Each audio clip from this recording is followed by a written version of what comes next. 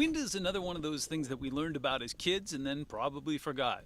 The kids I met in Calhan already have. If I had to guess, it has to do something with the atmosphere and the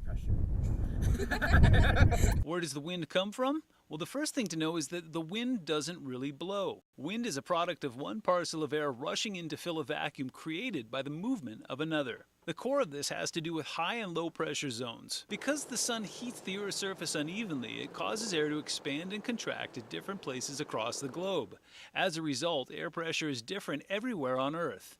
It's these pressure differences that cause the wind to move. Wind is created as air moves from high to low pressure. High pressure is seen on a weather map as a blue capital H.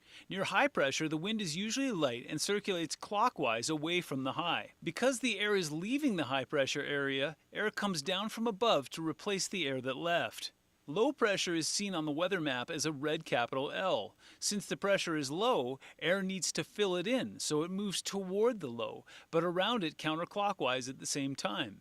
Because the air is piling up at the low, some of that air is forced up. It is the pressure difference between these two air masses that cause the air to move from one area to another. That's the basic science behind why the wind blows, but two questions remain. One, why does the wind blow faster or slower at any given time? And two, why do some areas see more wind than others?